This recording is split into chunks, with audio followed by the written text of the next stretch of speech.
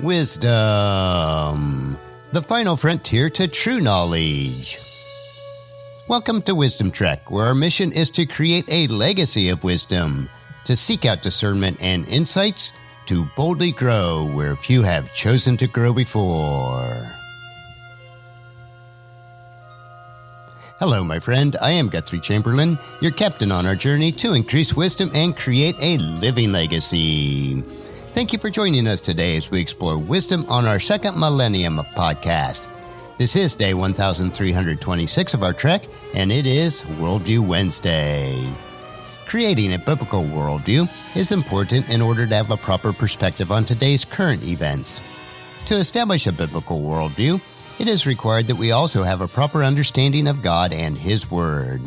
Our focus for the next several months on Worldview Wednesday is mastering the Bible through a series of brief insights. These insights are extracted from a book by the same title from one of today's most prominent Hebrew scholars, Dr. Micheal S. Heiser. This book is a collection of insights designed to help you to understand the Bible better. When we let the Bible be what it is, we can understand it as the original readers did and as the original writers intended. Each week, we will explore two additional insights. Today's title is Mastering the Bible, Judges and Kings. Insight number 39, Judges were not kings. The book of Judges is largely an intentional contrast between the faithlessness of the God's people and His own faithfulness. Repeatedly in Judges, we read that Israel turned against God's laws and commands. They suffered under foreign oppressors as a result, and then they had to be bailed out of their misery by God. Judges chapter 2 verses 11 and 12 sums it up. The Israelites did evil in the sight of the Lord and served the images of Baal.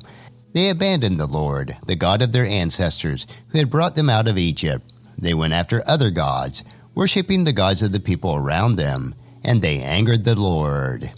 Then in Judges chapter 2 verses 15 and 16 was the resulting consequence. Every time Israel went out to battle, the Lord fought against them, causing them to be defeated, just as He had warned, and the people were in great distress. Then the Lord raised up judges to rescue the Israelites from their attackers. When we see the word judges, we think of people who decide legal cases and pass out sentences to criminals. This isn't who is in view here. Reading through the book of Judges makes it clear that, with the exception of Deborah, who actually did listen to the complaints and make decisions for people, in Judges chapter 4 verses 4 and 5, the judges were actually military leaders that God raised up to defeat Israel's enemies.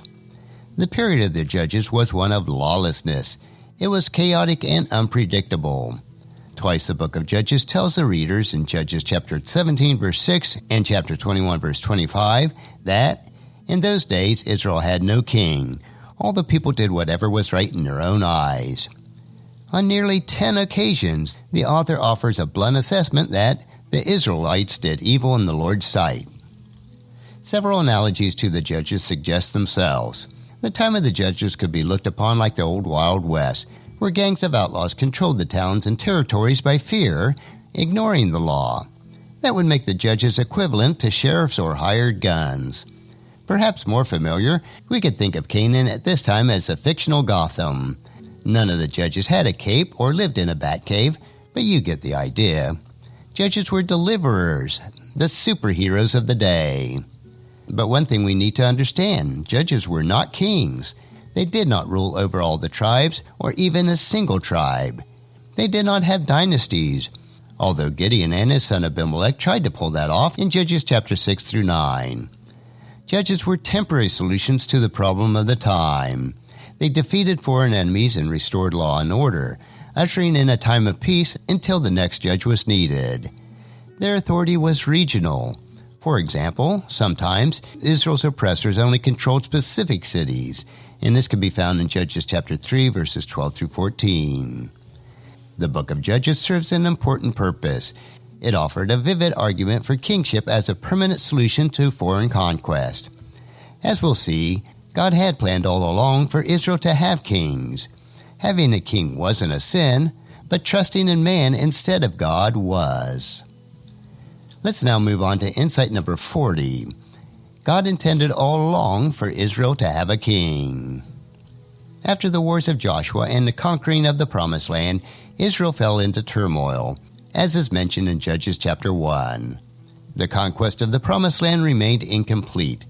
Their failure was the result of their apostasy, that is, tolerating or even embracing other gods. As punishment, God allowed Israel to be overrun by foreign oppressors. The book of Judges chronicles that period, which is basically a repetitious cycle of apostasy, oppression, temporary repentance, and a divinely appointed deliverance by a military leader referred to as a judge. Samuel was a judge and served his people well. Unfortunately, his sons were corrupt and unreliable judges. 1 Samuel chapter 8, verses 1 through 3. The Israelites saw this as an opportunity to demand something more permanent. They demanded Samuel appoint a king so that they could be like the rest of the nations. 1 Samuel chapter 8, verses 4 and 5. Samuel didn't like the idea and said so to both the Israelites and God. 1 Samuel chapter 8, verse 6. God told him not to take it personally, since the request was really a rejection of God and not the prophet. 1 Samuel chapter 8, verses 7 through 9. This negative assessment had been taken by many Bible students as proof that kingship for Israel was evil. This is hard to reconcile with the fact that in Deuteronomy chapter 17, verses 14 through 20, lays down rules for good kingship for Israel once it entered the land. Kingship is viewed positively even earlier than that, and this is the story of Jacob when he passed down blessings to his sons, which is recorded in chapter 49, verse 10. And this was written centuries earlier than the Judges, and says very plainly that the tribes of Judah would produce kings. And this is the verse: "The scepter will not depart from Judah, nor the ruler's staff from his descendants, until the coming of the one to whom it belongs, the one whom all nations will honor." And of course we know that was Jesus Christ. How do we reconcile the apparent conflict of interest? Clarity comes in 1 Samuel chapter 8, verse 5. The people demanded, "Look," they told him, "you are now old, and your sons are not like you. Give us a king to judge us like the other nations have." The language actually changes a bit in 1 Samuel chapter 8, verses 19 and 20. But the people refused to listen to Samuel's warning. "Even so, we still want a king," they said. "We want to be like the nations around us. Our king will judge us and lead us into battle." The desire for a king to go out and fight the nation's battle is the key to understanding why the request was so offensive. In Israelites' earlier history, it was God who had fought for Israel. God had defeated Egypt and her gods, Exodus chapter 14 and 15. And he brought Israel to the Promised Land in the form of an angel, Exodus chapter 23, verses 20 through 23. When Israel failed spiritually after Joshua died, the angel of the Lord forsook them, initiating the chaos of the period of the Judges, Judges chapter 2, verses 1 through 5. Actually having a king wasn't the issue. Replacing God as the military leader showed that Israel had not learned her lesson. There was no will to trust God with their security as Moses and Joshua had done. They wanted a tough guy. Their choice, Saul, looked the part, 1 Samuel chapter 9, verses 1 and 2. God had planned for Israel to have a king, but one who had a heart that would trust in him. Eventually, they got one, which was King David. And that will conclude this week's lesson on another 2 insights from Dr. Heiser's book, Mastering the Bible. Next Worldview Wednesday, we will continue with 2 additional insights. I believe that you'll find each Worldview Wednesday an interesting topic to consider as we build our biblical worldview. Tomorrow we will continue with our 3-minute humor nugget that will provide you with a bit of cheer, which will help you to lighten up and live a rich and satisfying life. So encourage your family and friends to join us and to come along with us tomorrow for another day of Wisdom Trek, Creating a Legacy. If you'd like to listen to any of the past 1,325 treks or read the Wisdom Journals, they are all available at wisdom-trek.com. And I encourage you to subscribe to Wisdom Trek on your favorite podcast player so that each day's trek will be downloaded to you automatically. And thank you so much for allowing me to be your guide, your mentor, but most importantly, I am your friend as I serve you through the Wisdom Trek podcast and journal each day.